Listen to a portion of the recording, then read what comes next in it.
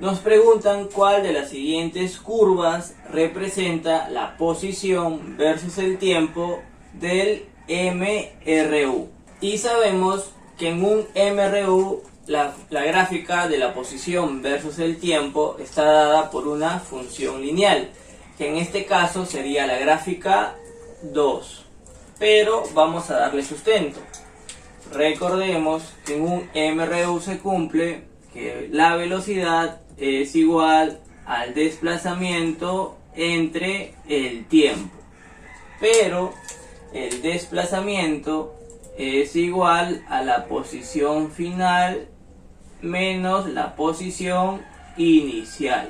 El t lo vamos a multiplicar por la velocidad y la posición inicial la vamos a pasar a sumar. Entonces nos estaría quedando que la posición final es igual a la posición inicial más la velocidad por el tiempo. Y esta ecuación representa una función lineal, ya que la posición final depende del tiempo linealmente. Por lo tanto, la alternativa sería la gráfica 2. ¿Desde qué altura se debe dejar caer una partícula a partir del reposo? La velocidad inicial va a ser igual a 0. Para que se encuentre a 20 metros del suelo al cabo de su cuarto segundo de movimiento. Y nos dan la aceleración de la gravedad 10 metros por segundo al cuadrado.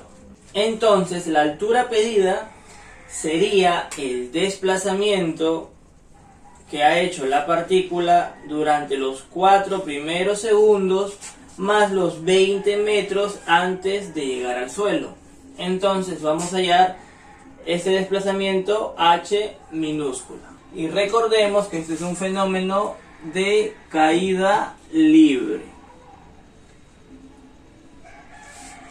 Y la fórmula que vamos a usar es desplazamiento es igual a velocidad inicial por el tiempo más un medio de la aceleración por el tiempo al cuadrado, para hallar el desplazamiento h minúscula. Entonces el desplazamiento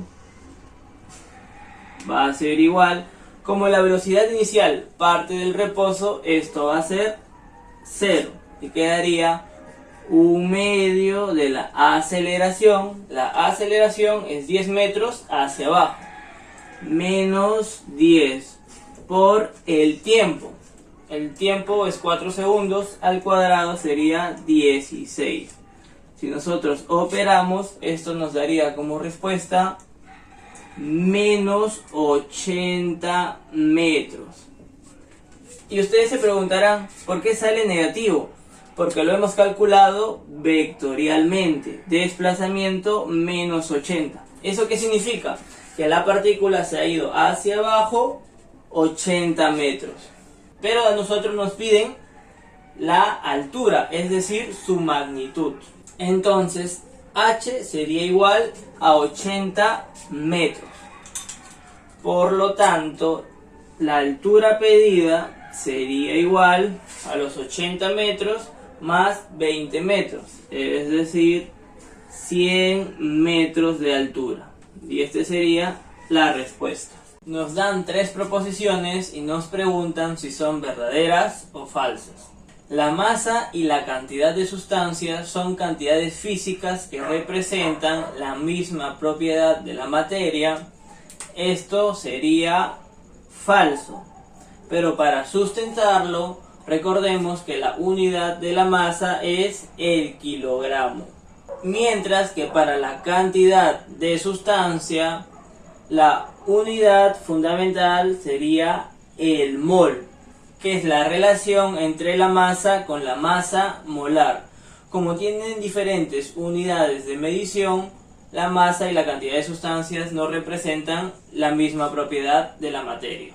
En el ítem 2, la energía es una cantidad física derivada en el Sistema Internacional de Unidades.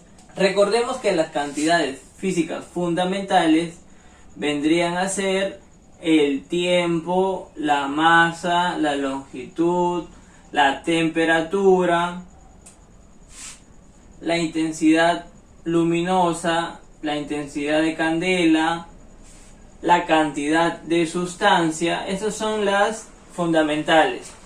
Las que estén afuera de estas fundamentales vendrían a ser derivadas.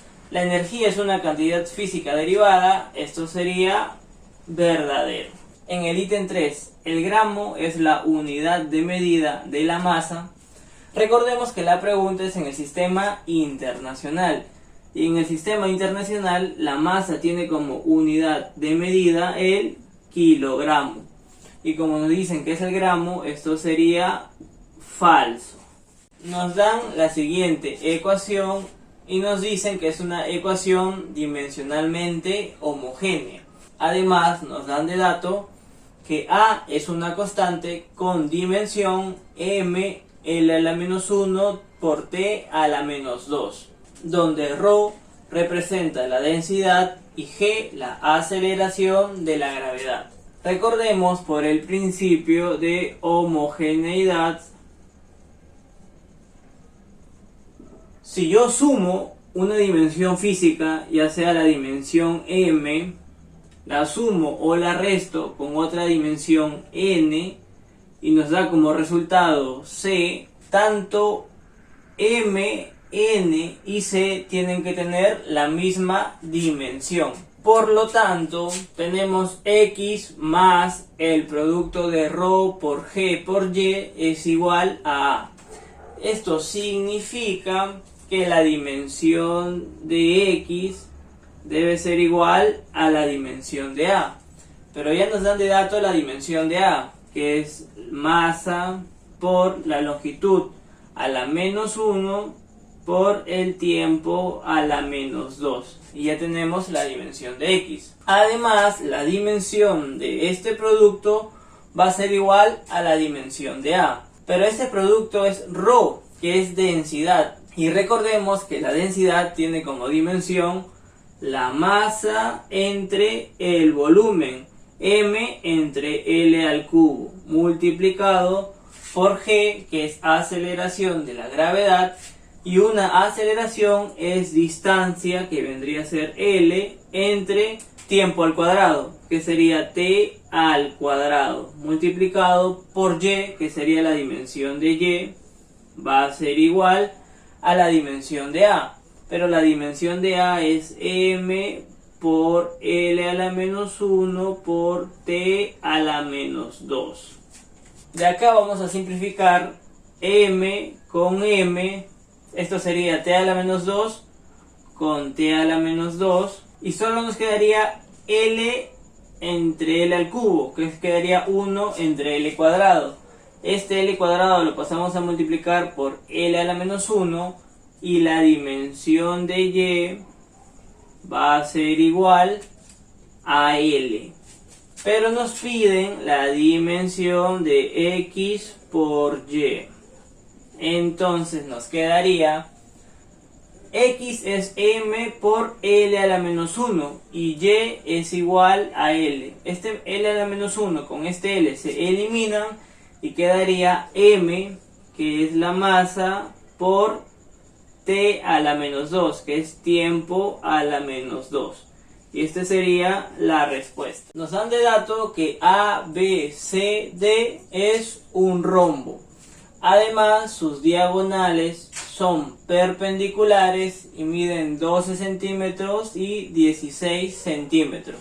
Nos piden calcular el módulo de la resultante de todos los vectores. Como la figura ABCD es un rombo, los lados opuestos son paralelos. Esto quiere decir que este vector es paralelo a este vector y este vector es paralelo a este vector. Además, todos sus lados tienen la misma longitud y le vamos a poner como longitud L, L, L y L. Si analizamos al vector BC y al vector AD como son paralelos, pero tienen sentido contrario, BC va hacia abajo y AD va hacia arriba, esto significa que estos vectores se eliminan.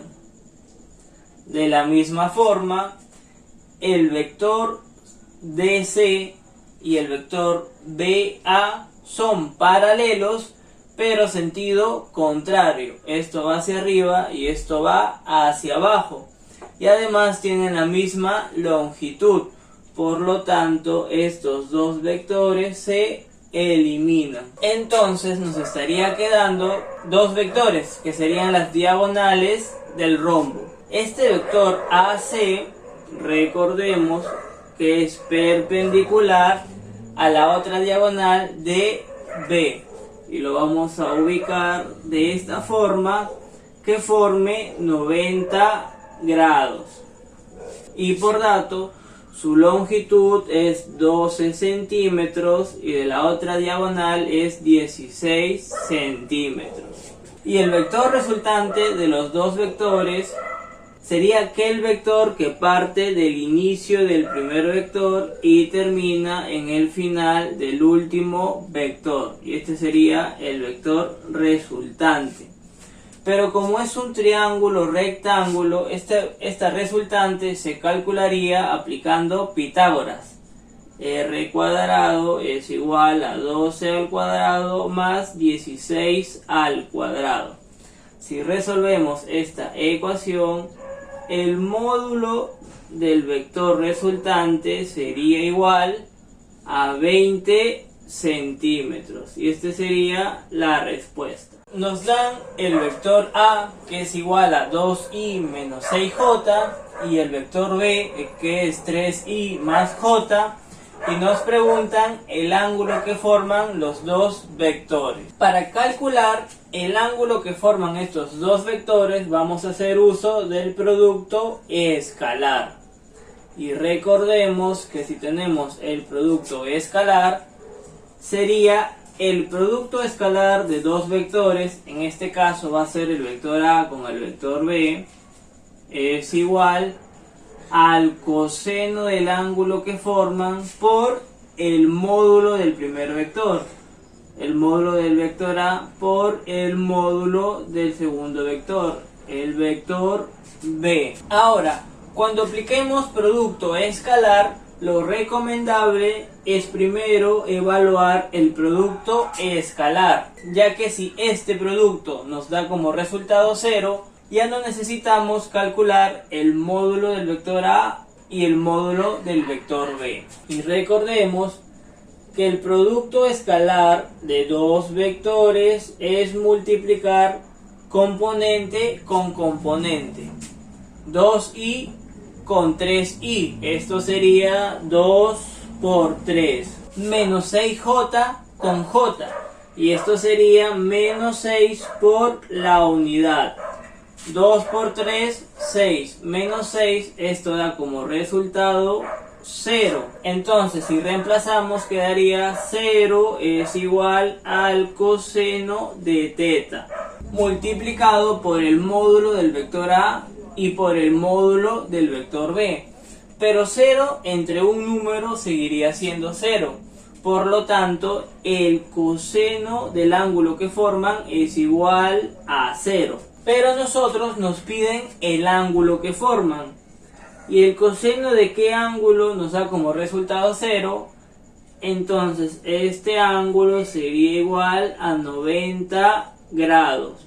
Y este sería la respuesta. En la siguiente figura, todas las varillas tienen una longitud de 2 metros. Además nos dicen que un insecto se va a trasladar desde A hasta B, luego desde B hasta F, desde F hasta G, desde G hasta C y por último desde C hasta D. Luego nos dan de dato que el insecto tiene una rapidez constante de 2 metros por segundo. Nos piden calcular la velocidad media y la rapidez media. Para calcular nuestra respuesta, primero vamos a calcular el tiempo. y vamos a usar el dato de rapidez constante. 2 metros por segundo es igual a la longitud recorrida.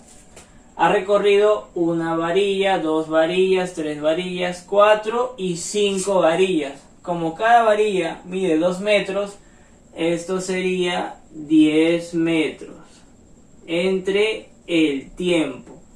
Si resolvemos esta ecuación, el tiempo sería igual a 5 segundos. Ya con el tiempo podemos calcular la velocidad media. Recordemos que la velocidad media es igual al desplazamiento entre el tiempo. Pero el desplazamiento es un vector, que es la diferencia de la posición final con la posición inicial. Y ese vector sería el siguiente, que parte desde el punto A y termina en el punto D. Y observamos que el desplazamiento está en el eje Y se traslada desde el punto A hasta el punto D, cuya magnitud es 2 metros. Entonces esto sería 2, pero está en el eje Y, entonces sería 2J en metros, dividido entre el tiempo, que es 5 segundos. Entonces la velocidad media sería igual a 0,4J en metros por segundo. Mientras que la rapidez media era el dato que nos daban al inicio, y sería 2 metros por segundo. Por lo tanto, nuestra respuesta sería 0,4J metros por segundo y 2 metros por segundo.